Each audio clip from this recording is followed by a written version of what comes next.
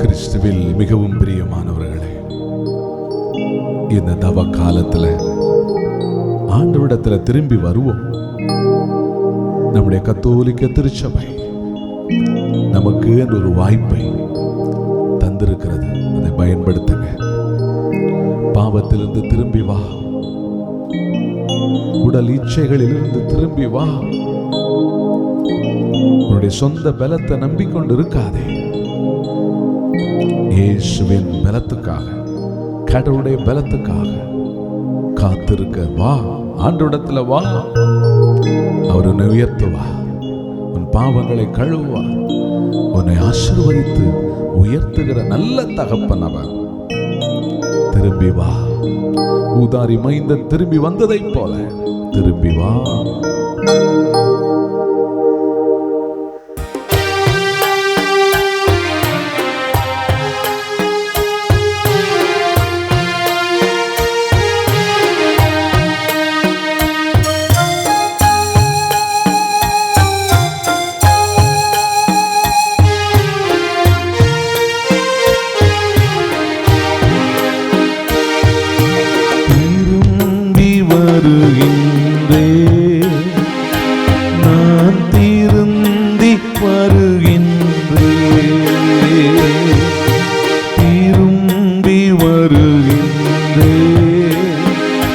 நான் திருந்தி வருகின்றேன்.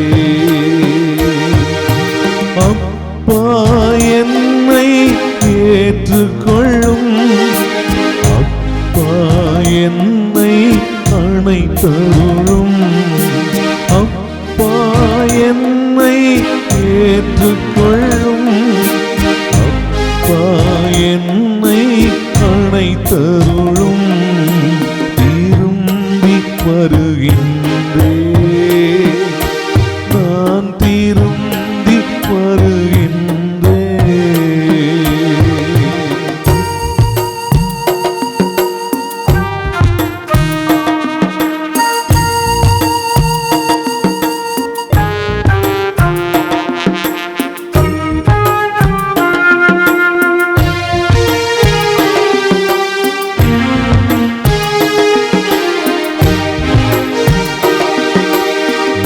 செய்த பாவங்களை உணர்ந்து வருகின்றேன். நான் செய்த பாவங்களை உணர்ந்து வருகின்றேன். அப்பா என்னை ஏற்றுக்கொள்ளும். அப்பா என்னை அணைத்தருளும். அப்பா என்னை ஏற்றுக்கொள்ளும். அப்பா என்னை அணைத்தருளும்.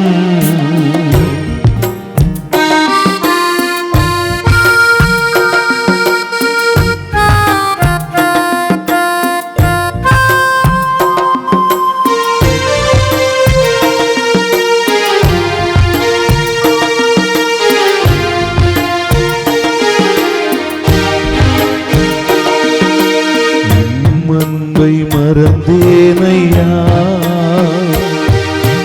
ஊதாரியாய் வாழ்ந்தேனையா.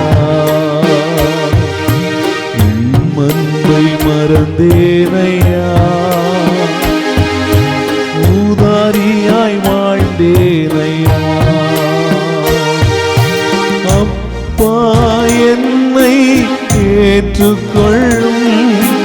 அப்பா என்னை அணைத்தருளும்.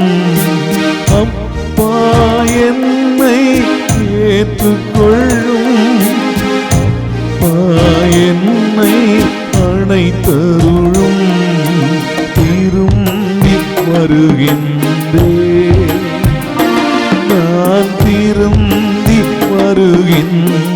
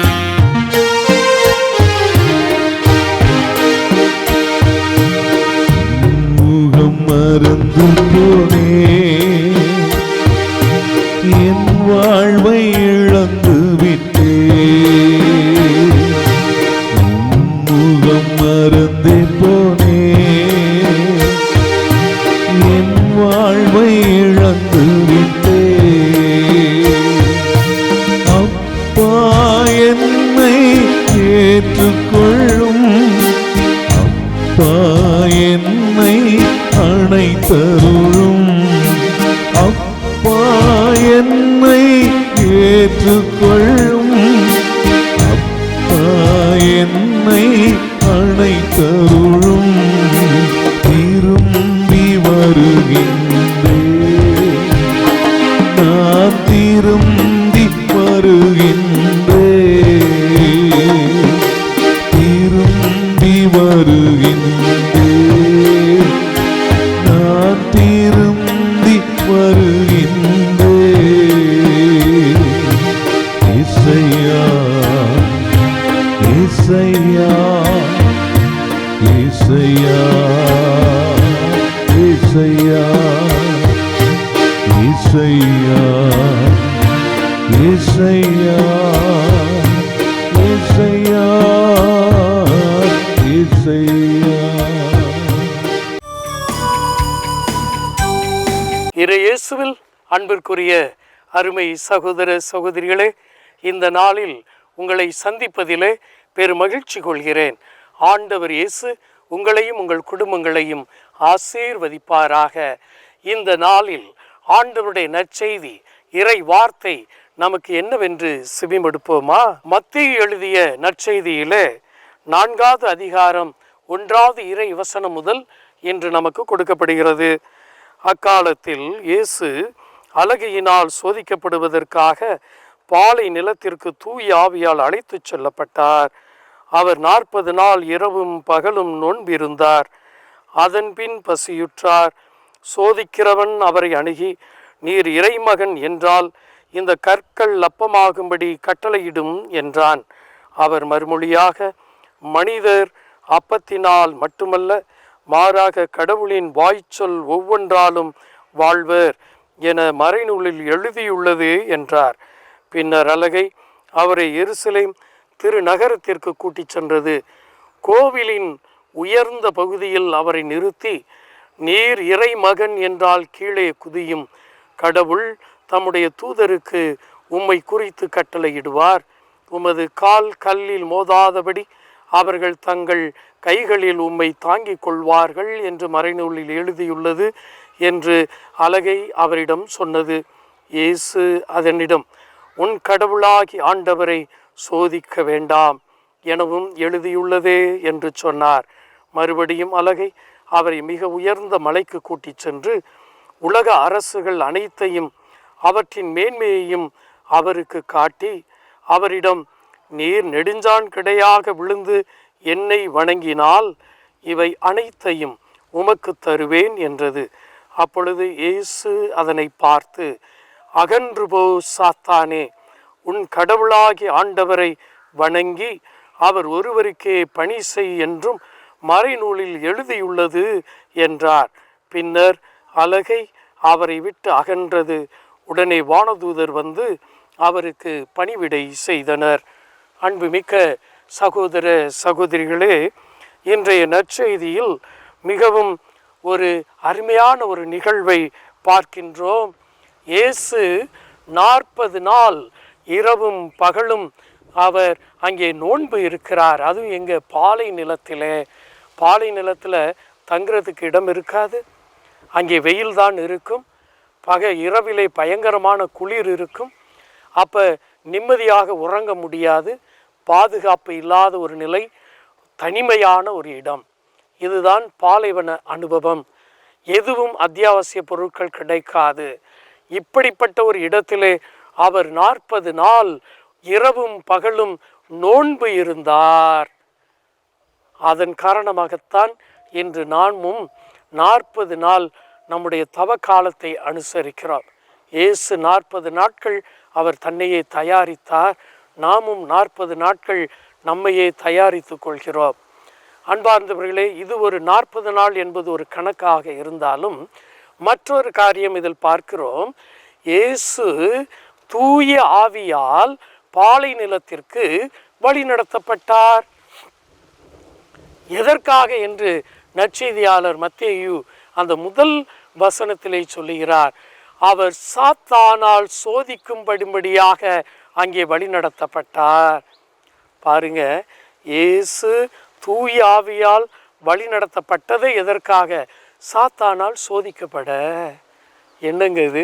சாத்தானிடம் சோதிக்கப்படுவதற்காகவே தூயாவியார் வழி நடத்துவாரா? ஆமாம். நம்முடைய நம்பிக்கையும் விசுவாசமும், நம்முடைய நல்ல குணங்களும் தீய குணங்களும், நம்முடைய நல்ல நன்மைத்தனமும் தீமைத்தனமும் ஒரு சோதனையில்தான் வெற்றி பெறும். அந்த சோதனையில்தான் நம்முடைய எந்த அளவுக்கு நாம் மேன்மை மிக்கவர்கள் என்பது வெளிப்படும். என் அன்பு மக்களே, இங்கே இயேசுவை அதே போன்று சாத்தான் சோதிக்கிறான். சோதிக்கின்ற பொழுது முதல் சோதனை எப்படி வருகிறது என்று பாருங்கள். இந்த கல்லை உணவாக்கி சாப்பிடு. இது எதை பற்றியது என்றால் இந்த உடல் சம்பந்தப்பட்டது. மனிதனுக்கு உடல் இச்சைகள், உடல் உணவு, இது அவனாலே கண்ட்ரோல் பண்ண முடியாது. காரணம், மனிதன் பலகீனமானவன். இதை தான் வீக்னஸ் அப்படிங்கிறோம். இந்த உடல் சம்பந்தப்பட்ட காரியங்கள், உணவு, உடல் பசி, வயிற்று பசி தவிர்க்க முடியாது. அதுபோல் உடல் இச்சைகளை மனிதன் தவிர்க்க முடிவதில்லை. காரணம், அதில் பலகீனம் இருக்கிறது. மனிதன் அதில் பலகீனமாக மாறிவிடுகிறான். அதனால தான் இது இரண்டிலும் மனிதன் அடிக்கடி தவறிவிடுகிறான். இப்போ சாத்தான் இதை பயன்படுத்த பார்க்கிறது. நீ இந்த கல்லை அப்பமாக்கி சாப்பிடு, சாப்பிடு, உனக்கு தான் சக்தி இருக்க. அப்படி என்றால் உடல் இச்சைகளுக்கு இடம் கொடு. இயேசு அந்த சோதனையில் முறியடிக்கிறார். இரண்டாவது சோதனை எப்படி வருகிறது? அங்கே இருக்கக்கூடிய அந்த கோபுரத்தின் மீது அங்கே இயேசுவை கொண்டு நிறுத்துகிறது. அப்படின்னா மிகவும் உயர்வான ஒரு நிலையை தருகிறேன், உன்னை மிக உயர்ந்த ஒரு நிலைக்கு உயர்த்துகிறேன் என்ற ஒரு செய்தியை சாத்தான் கொடுக்கிறது. இயேசு சாத்தானை போ அப்பாலே என்று அந்த சாத்தானை விரட்டி விடுகிறார். காரணம், கடவுளை நீ சோதிக்கக்கூடாது. அது என்ன சொல்றது? நீ போய் குதி, ஆண்டவர் தன்னுடைய தூதர்களை அனுப்பி உன்னை காப்பாற்றுவார். விவிலிய வார்த்தைகளை பயன்படுத்துகிறது. இன்றும் ஒரு சிலர் விவிலிய வார்த்தைகளை பயன்படுத்தி தான் கத்தோலிக்க திருச்சபையை சாடுகிறார்கள், கத்தோலிக்க திருச்சபையை பாதிக்கின்றார்கள். விவிலிய வார்த்தைகளை பயன்படுத்துவது எல்லாம் தூய ஆவியின் செயல்பாடு அல்ல. காரணம், இங்கே சாத்தான் விவிலிய வார்த்தைகளை பயன்படுத்துகிறது. அப்போ தான் இயேசு சொல்கிற, கடவுளை சோதிக்காதே. இன்றைக்கி நாம் நிறைய முறை கடவுளை சோதிக்கிறோமே அன்பு மக்களே. ஆமாம், நாம் ஒரு குறையை நாமே ஏற்படுத்திவிட்டு, ஒரு தவறை நாமே செய்துவிட்டு, ஒரு சில சூழ்நிலையை நாமே உருவாக்கிவிட்டு, கடைசியாக கடவுள் எனக்கு இதிலேருந்து மீட்பு தரட்டும், அப்போ தான் நான் கடவுளை நம்புவேன் என்றும் சொல்லக்கூடிய அளவிற்கு மாறிவிடுகிறோம். கடவுளுக்கு எதிரான பாவங்கள். இயேசு இந்த சோதனையில் வெற்றி பெறுகிறார். மூன்றாவதாக இயேசுவின் வெற்றி. இந்த சாத்தான், நீ என்னை வணங்குனா இந்த உலக அரசுகளையெல்லாம் தர்றேன் அப்படின்னா என்ன? மிகப்பெரிய அதிகாரத்தை தருகிறேன், கௌரவத்தை தருகிறேன். அன்பார்ந்தவர்களே, இன்று உலகம் இதை நோக்கி தான் அலைகிறது. இந்த மூன்று சோதனைகளையும் பார்த்தீங்கன்னா, கடவுளுக்கு எதிரானது, உடல் இச்சைகளுக்கு எதிரான உடல் இச்சைகள் சார்பானது, அதே போன்று அதிகாரம், ஆசை, இது மூணும் தான் இன்று உலகை ஆட்டி படைக்கிறது. இதை தான் சாத்தான் இயேசுவிடம் வந்து சோதித்தது. என்னை வணங்கு, சாத்தானை வணங்கு. இன்று பணத்தை வணங்கினால், பணம் இருந்தால் உங்களுக்கு எம்எல்ஏ சீட்டு, எந்த கட்சியாக இருந்தாலும் பரவாயில்ல. இன்று பணம் இருந்தால் நீங்கள் ஓட்டுக்கு பணத்தை கொடுத்து ஜெயிக்கலாம் என்ற ஒரு பிரம்மையை ஏற்படுத்துகிறார்கள் ஒரு சிலர். அன்பார்ந்தவர்களே, சாத்தானின் வேலை.